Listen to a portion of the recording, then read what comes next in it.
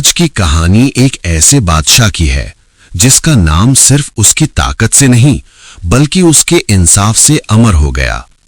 ये कहानी है आदिल बादशाह अशरफ की और दो भाइयों के बीच एक ऐसे फैसले की जिसने पूरी सल्तनत को हिला दिया था।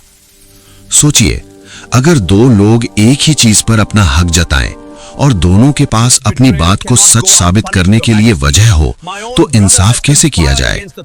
यही सवाल एक दिन बादशाह अशरफ के दरबार में उठ खड़ा हुआ। दरबार लगा हुआ था। शहंशाह अपने तख्त पर बैठकर लोगों की फरियादें सुन रहे थे। तभी सिपाही दो भाइयों को लेकर आते हैं। दोनों के चेहरे पर गुस्सा भी था और दर्द भी। बड़े भाई ने आगे बढ़कर कहा, जहां पनाह, हम दोनों एक ही बाप के बेटे हैं, लेकिन आज हमारे बीच एक ऐसा झगड़ा हो गया है जो सिर्फ आप ही सुलझा सकते हैं। बादशाह ने शांत आवाज में कहा, बोलो, क्या मसला है? छोटे भाई ने तुरंत जवाब दिया, जहां पनाह, हमारे वालिद ने मरने से पहले एक अनमोल हीरा छोड़ा था और वो हीरा अब मेरे बड़े भाई ने छुपा लिया है और कह रहा है कि वो उसका है। बड़ा भाई गुस्से में बोल पड़ा, ये झूठ बोल रहा है, हीरा मुझे दिया गया था, मैं ही उसका असली हकदार हूं। दरबार में हल्की सी फसाफुसी शुरू हो गई। हर कोई सोच रहा था आखिर सच क्या है। बादशाह अशरफ ने दोनों को गौर से देखा, फिर कहा, तुम दोनों अपनी बात एक एक करके बताओ और याद रखो, झूठ बोलने वाले को सख्त सजा मिलेगी। पहले बड़े भाई ने अपनी कहानी सुनाई। उसने कहा, जहां पनाह, जब वालिद बीमार थे तो उन्होंने मुझे अकेला बुलाया और वो हीरा मेरे हवाले कर दिया और कहा कि इसे संभाल कर रखना। फिर छोटे भाई की बारी आई। उसने आंखों में आंसू लेकर कहा, जहां पनाह, वालिद ने मुझे भी वही हीरा दिया था और कहा था कि ये मेरी जिम्मेदारी है। अब मसला और उलझ गया था। दोनों की बात एक जैसी लग रही थी और दोनों अपने आप को सच बता रहे थे।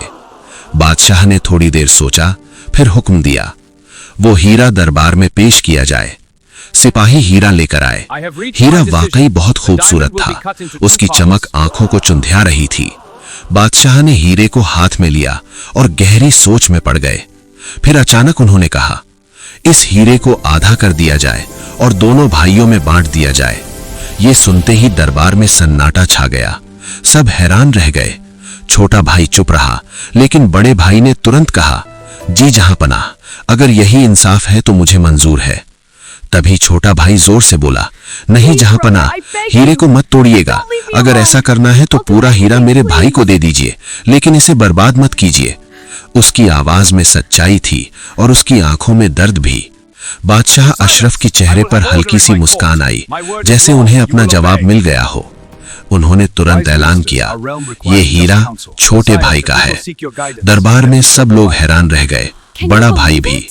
उसने गुस्से में पूछा, जहां पनाह, आपने ऐसा फैसला क्यों किया? बादशाह ने शांत आवाज में जवाब दिया, इसलिए क्योंकि असली हकदार वो होता है जो किसी चीज की कीमत समझता हो, न कि सिर्फ उसका मालिक बनना चाहता हो। उन्होंने आगे कहा, तुम हीरे को तोड़ने के लिए तैयार हो गए, लेकिन तुम्हारे भाई ने उसकी हिफाजत के लिए अपना हक छोड़ दिया और वही उसकी असली निशानी है। बड़े भाई के पास कोई जवाब नहीं था। उसका सर शर्म से झुक गया। छोटा भाई रो पड़ा, लेकिन इस बार उसके आंसू खुशी के थे। बादशाह ने दोनों को समझाते हुए कहा, याद रखो, रिश्तों की कीमत किसी भी दौलत से ज्यादा होती है। अगर तुम आपस में लड़ते रहोगे तो सब कुछ खो दोगे। दोनों भाइयों ने एक दूसरे की तरफ देखा और धीरे धीरे उनका गुस्सा पिघलने लगा। आखिर में दोनों गले मिल गए। दरबार में मौजूद हर शख्स ने यह मंजर देखा और बादशाह अशरफ के इंसाफ की तारीफ की। उस दिन के बाद ये कहानी पूरी सल्तनत में मशहूर हो गई। लोग कहते थे, वो सिर्फ एक बादशाह नहीं बल्कि इंसाफ का जिंदा मिसाल है। और सच ही तो है, इंसाफ सिर्फ कानून से नहीं होता, इंसाफ दिल और समझ से होता है। इस कहानी से हमें एक बड़ी सीख मिलती है। कभी कभी सच वो नहीं होता जो हम कह रहे होते हैं, बल्कि सच वो होता है जो हम महसूस करते हैं और जिसे हम बचाने के लिए सब कुछ छोड़ देने को तैयार हो जाते हैं। यही असली इंसाफ है और यही थी आदिल बादशाह अशरफ की कहानी।